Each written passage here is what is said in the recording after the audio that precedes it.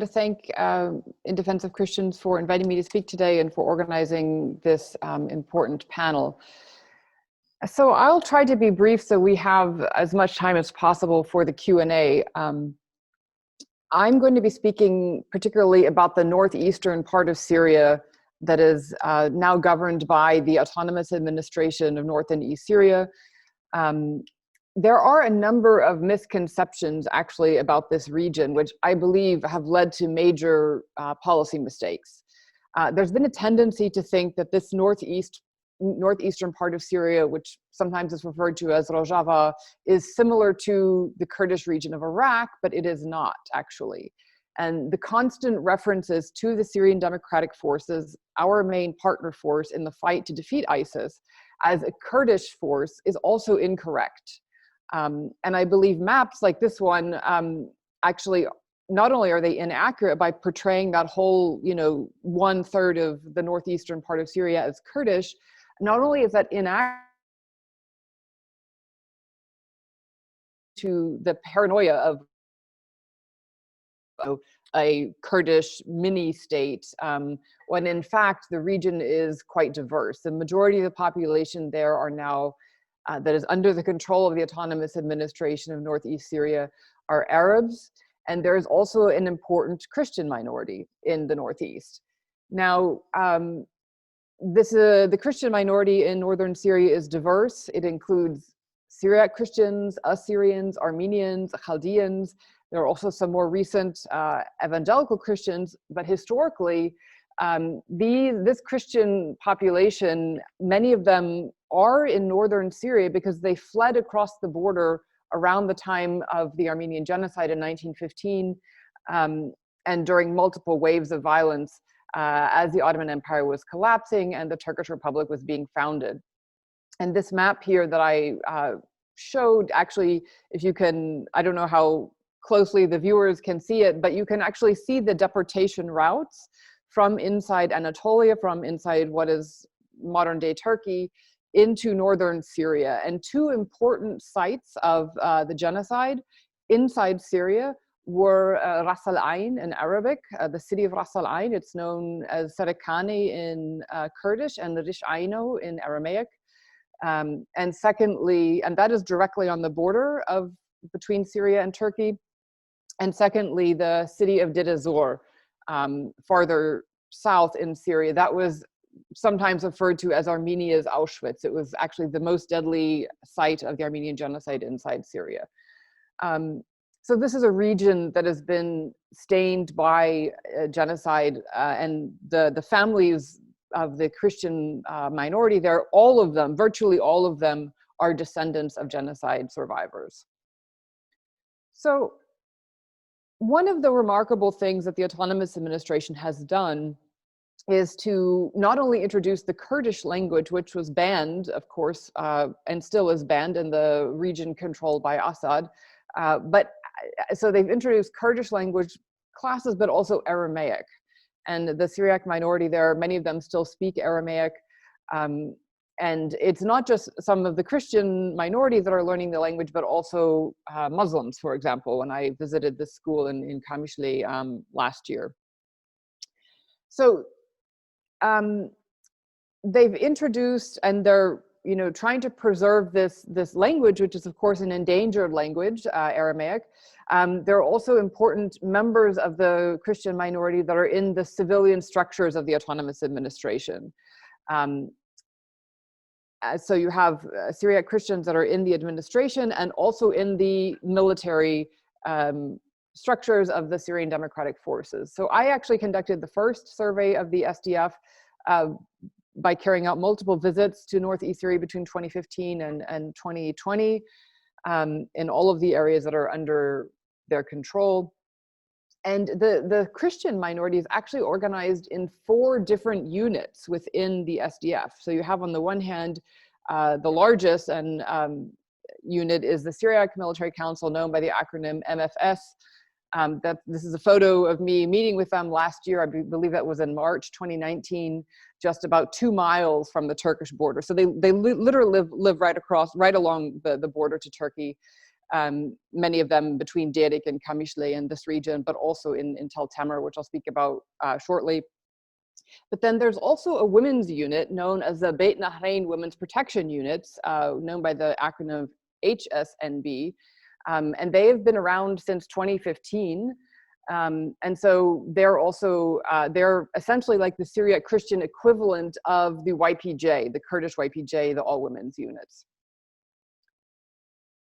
So you also have the Khabur Guards, which are Assyrian Christians that are primarily located in Tel Tamer and that area, as well as the most recent, I believe it's the most recent addition to the SDF, because as the SDF, as they liberated more and more territory from Daesh, they incorporated more and more people.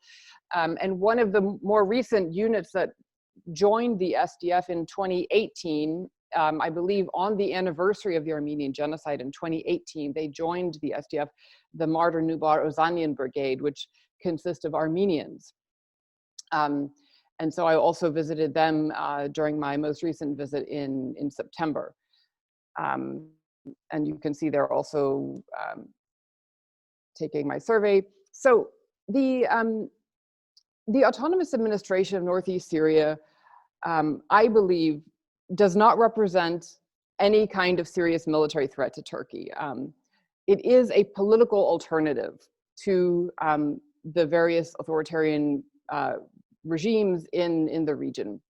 And according to a leaked memo by Ambassador Bill Roebuck, who was the highest ranking US diplomat on the ground in Northeast Syria, the Syrian side of the border was actually quiet for the 18 months prior to the Turkish intervention in October 2019.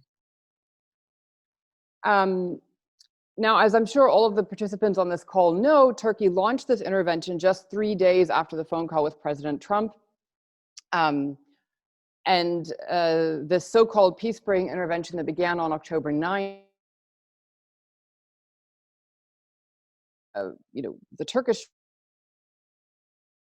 but also the SNA factions, especially some of the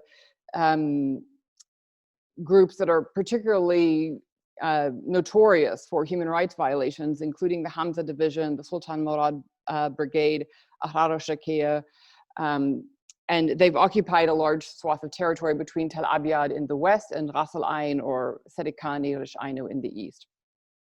5 days later, Trump incursion undermined the fighting. I quote, an extraordinary threat to the national security and foreign policy of the United States. And yet, those sanctions were lifted after just 9 days. So why were the sanctions lifted? Because of a ceasefire agreement negotiated by Vice President Pence in Ankara with Turkey. And in this ceasefire agreement, Turkey stated that they would take maximum care to cause no harm to civilians or civilian infrastructure, and also committed to safeguard religious and ethnic minorities. So it actually says this specifically in the ceasefire agreement. What this means, however, is that now Turkey occupies a huge swath of even more Syrian territory, including Ras Al Ain, which is the second deadly site of the Armenian genocide inside Syria. So you have, again, a reoccupation of the same territory that was one of the most horrific sites during the time of the Armenian genocide, is now again occupied by Turkey and Turkish-backed militias. And as you can see on this map, the Khabur Valley around Tel Tamer, which is home to some 36 Assyrian Christian villages, is literally directly on the front lines now of the area occupied by Turkey. Those are the blue dots on the map that you can see here that are directly on the front lines now of the area occupied by Turkey and the SNA factions. So this is just one of the many churches that is on the front lines. I visited this church in September. You can actually see the SNA militias from the church. I mean, they're literally right in back of it. And this area is protected by the Khabur Guards and the Syriac Military Council. So this area is protected by these units that are led by the Christian minority. There are also Kurds and Arabs that are in the units. They're mixed units. Also in the YPG, they're not only Kurds. They're often mixed, but these are led by Syriac Christians from this region that are protecting this area. So I analyzed ACLED data, this armed conflict location and event data set, to see what had happened since the US brokered ceasefire agreement. And because I had known, and it gets reported if you're following, that there are clashes and episodes of violence. So I knew that Turkey had been violating the ceasefire agreement. But I myself was shocked to see that according to this data from ACLED, Turkey and Turkish-backed militias have violated the ceasefire agreement over 800 times in less than a year. Because I began analyzing beginning the day after the ceasefire agreement until September, so not a full year even. So so this does not include violations before the ceasefire agreement. It does not include violations that happened in other parts of Turkish-occupied Syria, like Afrin. I did not include those episodes of violence in this count. And I also excluded from this count episodes of infighting between the different Turkish-backed forces, because I'm sure, as many of the people on this call know, these different Turkish-backed militias often fight against each other because they seize someone's property or someone's home, and then they fight over who gets to keep the property to enrich themselves, of course. And so, and these kinds of internal fighting is also very problematic, because this also is one of the reasons why civilians do not want to return to that area. And so but I also excluded those episodes. So if I had included all of those other kinds of violent episodes, the number would be far higher. So these are truly only episodes of violence that targeted civilians or members of the SDF in this area since the ceasefire agreement. So you can see, and then I did a further analysis of just looking at what is happening in Tel Temer, so that area directly on the front lines right now.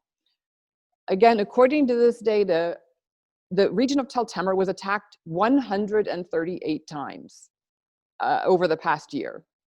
So the graph that I have up here shows that every single month since the ceasefire agreement was negotiated, there have been violations that targeted Tel Temer. Now, again, the region of Tel Temer is outside the area that Turkey is allowed to occupy. So anything that happens there is in clear violation of the agreement, because Turkey and Turkish-backed forces are not supposed to be there at all. And so, to me, this data makes clear that Turkey is not abiding by the ceasefire agreement, and yet there have been virtually no repercussions. There have been no one in Turkey has been held accountable for these clear violations. So I personally believe that this Turkish occupation of Syria is only going to prolong the Syrian conflict. It will prolong the conflict between Turkey and the Kurds, and it will also prolong the conflict and the suffering of civilians, especially religious minorities that live in this region. And I haven't even begun to speak about Yazidis. We're focusing here in this conversation today about Christians, but there is a whole other research that I've also done on Yazidis that could to show that they have particularly also been targeted, especially in Afrin. Just to give one example, over half the Yazidi religious shrines in Afrin have been either fully destroyed or defaced since the Turkish occupation. So clearly, destroying religious shrines has nothing to do with any kind of anti-PKK operation. I mean, it's clearly about targeting these religious minorities and making it impossible for them to carry out their religion in the areas that are now occupied by Turkey, for both Yazidis and Christians. So the United States needs to find an alternative solution to border security between Turkey and Syria. One possible model that could be considered, I think, is the agreement that has successfully guarded the border between Egypt and Israel since 1980. This with a multilateral force agreement with different, there are 12 or 13 different countries that contribute troops that rotate in and out for about 6 months at a time. I mean, this could be one way of, I think, one possible solution. There are other, of course, possible solutions, but there are alternatives to just allowing this occupation to continue, because it will, I fear, mean that the indigenous and ancient Christian minority in Syria, and the Yazidis, they may never be able to return to their homes as long as the area is occupied by Turkey. So I'll end there.